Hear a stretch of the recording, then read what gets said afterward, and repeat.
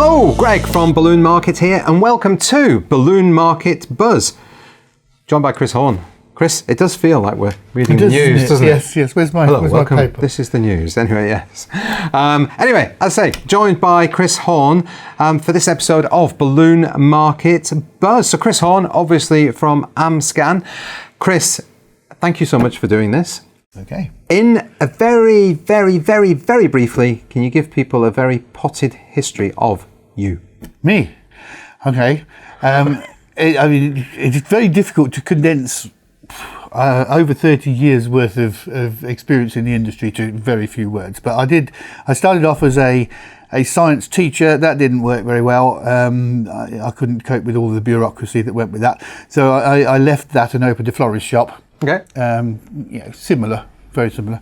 And did that for many years. And it was that led into the balloons, because I was doing a lot of weddings and the brides started to ask, back in the 1980s, started to ask for balloons. And so, we took those on board, then they slowly took over. And I'm still at it after all this time, and I absolutely love it, and I guess that's why I'm still at it. Yes. I'm a 5-year-old in here. Yeah, aren't we all? Aren't we all? So. Yes. Okay, so Balloon Market Buzz is about what's going on in the industry. The day of filming, we are in May 2018. So, in your opinion, how, in general, are we doing in the industry? I think we're doing okay. I mean, there's always ups and downs and blips and things coming along that give us any issues. But overall, the party industry as a whole, I think, is fine. It's growing year on year, a little bit here, a little bit there, and positively. I think we're all right. We have issues to overcome. There are a few which obviously we'll talk about as we go along. But the overall thing is that yes, there's still plenty of scope, and as long as people remain positive about the thing, it's a happy industry. Let's keep happy, and that will communicate itself to our customers, and we'll generate our own. Yeah, I think that's a big thing when people they see the news and something bad is happening on the news, and they think, okay, so it's no good, can't do anything, rather than being positive and realizing that it's not necessarily the way it's going to go. But so in general, quite positive. Yes, absolutely. Okay, good. Now you mentioned some challenges there. We do have some challenges in the industry, and one of those has recently been in the news, and it is the ongoing challenge of balloon releases and the way the balloon and party industry is perceived when it comes to balloon releases.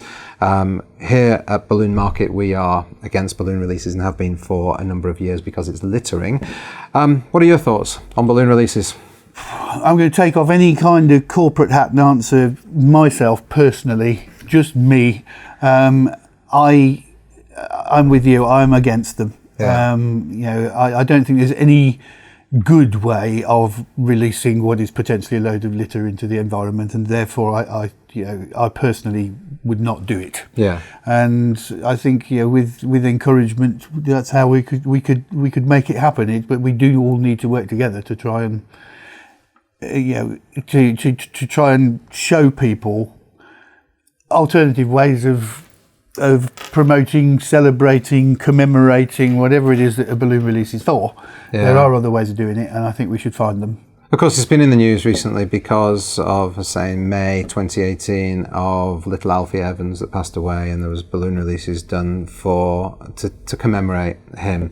But as you say, there are different ways of doing it, be that seed bombs, be it you can still do something with balloons but not releasing. There are different ways, but in essence, so you're in agreement that balloon releases in essence are not good. Yep. Okay.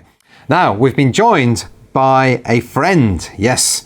Chris, do you want to bring the friend into shot? Okay, come here. Bring him over to the middle.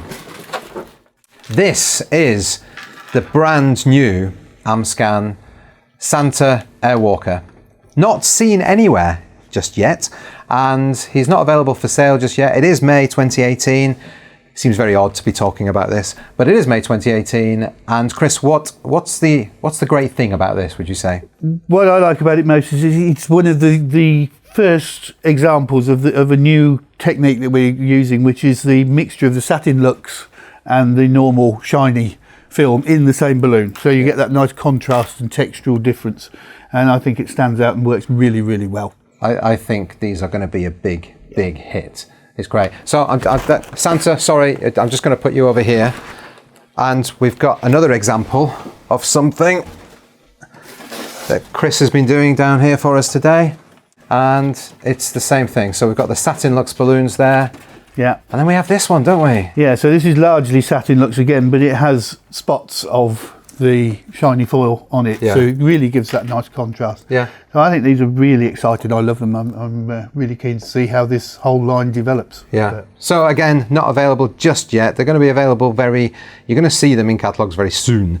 But yeah, this should be the first time that you'll have seen them inflated. Anyway, that's it from this episode of Balloon Market Buzz. Chris, thank you very much for coming in. You're welcome. See you soon. Bye-bye. Bye.